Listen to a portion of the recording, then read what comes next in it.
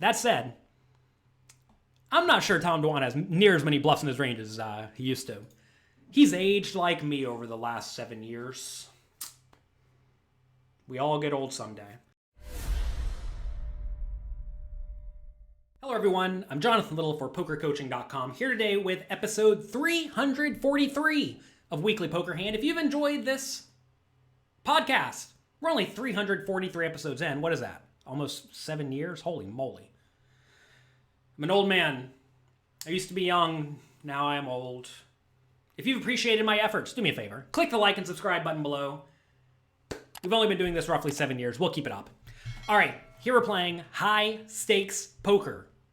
It's about as high as a game as you will find. We're playing 400, 800. If that's not high enough, Rick Solomon straddles it up with the Queen 2 suited to $1,600. Pretty big game. If you want to watch all this game, make sure you check that out on Poker Go. They have lots and lots of new, exciting, live, high-stakes footage, including high-stakes poker, also Poker After Dark, where I have strategy segments in most of the episodes where I go through fun, interesting, educational spots from those games. Also, there is a poker coaching sit and go there featuring me and a bunch of the coaches from PokerCoaching.com, so make sure you check that out on Poker Go. Here, Tom Dwan is going to try to resurrect himself from the dead. In a previous episode of Weekly Poker Hand, I think 2 episodes ago, the old Tom Dwan that was in there blasting away is dead. We'll have the eulogy next Friday, 3 p.m. Eastern Standard Time. I will see you at his tombstone. A moment of peace. Rest in peace, Tom Dwan. We watched him just check it down with a full house. Correctly, mind you. He checked it down with a full house. So he's decided to make up for that, and he raises it up with 6-2 suited in the cutoff seat. This is far too loose in my opinion. This is a spot where he has Nick Petrangelo on the button. Good, strong, battling player. We also have Jean-Robert Belland in the small blind who doesn't like folding. And we have Rick Solomon in the big blind, well, the straddle, who doesn't like folding. So don't widen your range. Just fold. Just fold the 6-2 suited. Nick Petrangelo on the button calls the king-queen offsuit. He could 3-bet if he wanted. We can do whatever. John Robert in the small blind with queen 10 suited likes to see the flop. Bryn Kenney, one of the biggest winners in tournament poker, maybe the biggest winner, #1 all-time money list leader with $56 million, has the 5-3 suited, and he decides to splash. I probably would have folded here with the 5-3 suited, but, I'm a little bit nitty out of position. And then Rick Solomon, he didn't straddle to fold. He has the queen 2 suited. Flop comes 9-4-2, giving Bryn Kenney, open into straight draw. That's basically the nuts. Rick Solomon, bottom pair, backdoor flush draw. That's basically the nuts. Tom Dwan, bottom pair, backdoor straight draw, backdoor flush draw. That's basically the nuts. Jean Robert and Nick Petrangelo don't have anything. Check, check, check. Should Tom Dwan bet this flop with bottom pair, backdoor flush draw? What I want you to do is I want you to pause this video and type below what you would do in this spot. If you were in Tom Dwan's shoes, would you check your bottom pair? Would you bet 10,000? Would you bet 20,000? Or would you bet 30,000 into the 26,000 pot? Go ahead, pause the video, type it below.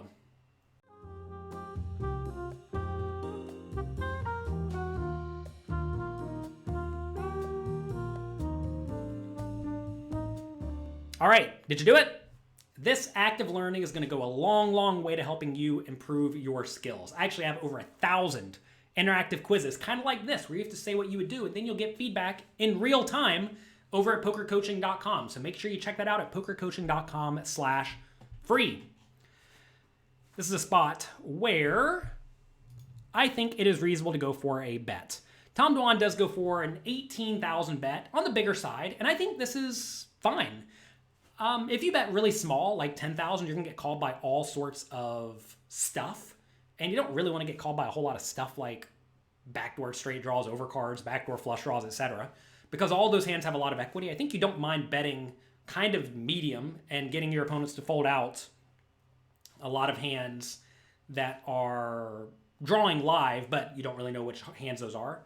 Like, for example, say Nick Petrangelo had Queen Jack of spades. He's just not going to fold here. But if you bet small, but if you bet big, he probably will just go ahead and find a fold immediately. So I think that is fine. Nick folds the button. Jean-Robert folds. Bryn Kenney with the open-ended straight draw. Can either call or raise. I think either play is fine. Normally the player in the big blind has a whole lot of hands like 4-2 suited, 9-4 suited, 9-2 suited, but Bryn was not actually in the regular big blind this hand. He was in the big blind, but there was a straddle. So his range probably doesn't contain any premium hands here besides exactly a few sets. So he really shouldn't raise all that often. So for that reason, I do think he should probably call. Also, Tom Dwan was betting into multiple people, so you got to think his range is at least reasonable. So I like calling from Bryn. Rick Solomon with the bottom pair backdoor flush draw. I think you got to call too. It sucks, but I think you got to call. If you get the queen or the 2 here, you have to be pretty happy. Normally, whenever you are playing in a multi-way pot, you have to be very aware of if your kickers are relevant. And quite often they're not, because sometimes your kickers are going to give someone a straight or better 2 pair or whatnot. But right here, Rick Solomon has to ask, are my queens or 2s live? And your 2's almost always going to be live, and your queen is almost always going to be live too. And every once in a while, your queen, if you get there, gives Tom Dwan something like ace queen or king queen that will allow you to further get paid. So I do think Rick Solomon should have called. There's actually a private stream on PokerCoaching.com recently where Bert Stevens, Draft Ganger, one of the biggest winners in online tournament poker, was talking about playing in multi-way pots like this. And he basically told you what I just told you. Make sure you check out his streams if you are a Poker Coaching Premium member at PokerCoaching.com. He'll go through and he'll just stream all day playing all the high-stakes tournaments. And sometimes you'll find yourself in these really weird situations where you got to stick around with a pretty stinky draw. But I think this is a spot where bottom pair backdoor flush draw is good enough. Anyway, Rick Solomon, loose, splashy player who's played every pot, just decides to fold for some reason. Turn is the 6 of spades. Woo, that's an action card. Rick Solomon's thinking, oh my God, how did I fold? I would have had a backdoor flush draw. But fortunately for him, Bryn Kenney has the literal straight, the nuts. Bryn Kenney checks the nuts, as I think he should here. This is a spot where Tom Dwan is going to continue betting pretty frequently, because you got to think when Tom Dwan bets the flop, he has a whole lot of top pairs, over pairs, and then just like total garbage. And the total garbage is going to at least kind of feel inclined to bluff here to try to get Bryn off of a 4 or a 2 or like 6-5, betting the turn plus betting the river, etc. So this is a spot where Tom is definitely going to bet with his best hands and his draws here are actually pretty weak. Tom does bet. Pot 62,000. Tom goes big again, almost certainly planning on jamming the river. Tom bets 42,000 with the 2 pair. I love betting 42,000 with the 2 pair here. And Bryn Kenney with the straight has an interesting decision, because if he goes all in, it looks really strong. Really, really, really strong. Whereas if he calls, his hand looks actually kind of marginal. It looks like a lot of 9s or 4s or maybe 6-5 type hands that are just getting a little bit calling station-y. So far, on high stakes poker, if you watched the footage at PokerGo, Bryn Kenney did do a decent amount of calling down, and mostly in like all standard spots, but he did look a little bit calling station-y, and it had not worked out so far. So maybe he thinks his opponents think he's going to be a little bit calling station-y, and if that's the case, he definitely wants to call on this spot to make Tom Dwan think that his range is a little bit marginal, right? So I think calling here is pretty nice. It also is nice to have some hands in your calling range that you just know you're not folding on the river. Now, there are some pretty bad rivers for Bryn Kenney. A 5 or a 3 is particularly bad. A spade's not great. But those just aren't going to come all that often. So let's see what Bryn does. Bryn does call. I love it. And he's going to check the river to Tom and give Tom every possible opportunity to bluff it off with Queen Jack or whatever bluffs he has in his range. That said, I'm not sure Tom Dwan has near as many bluffs in his range as he used to. He's aged like me over the last 7 years. We all get old someday. All right. Here, we get the river. Oh, stinky, stinky. Stinky, stinky PU river, the 3 of spades. This is like the worst card ever for Bryn Kenney, besides, of course, a 6 or a 2. Because Now he's not going to get paid. What can you do? All you can do is check. Give Tom a chance to bluff. But now Tom got bailed out. He has a hand that does not have to bluff because it's kind of likely Bryn is sitting here with a 5 that's obviously never folding that you lose to. He could also have a backdoor flush, which is clearly never folding and you lose to it.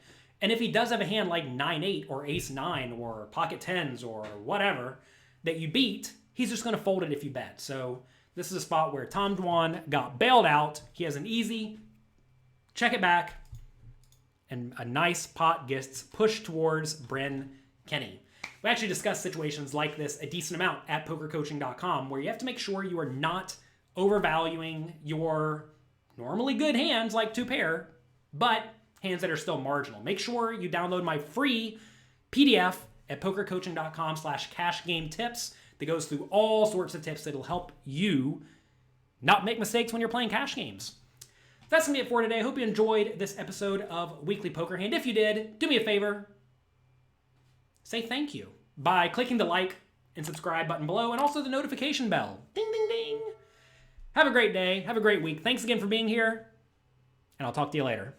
Thanks for taking the time to watch this video. I hope you enjoyed it. If you want more strategy lessons, pre-flop charts, and interactive quizzes, make sure you get your free membership to PokerCoaching.com right now at PokerCoaching.com/free.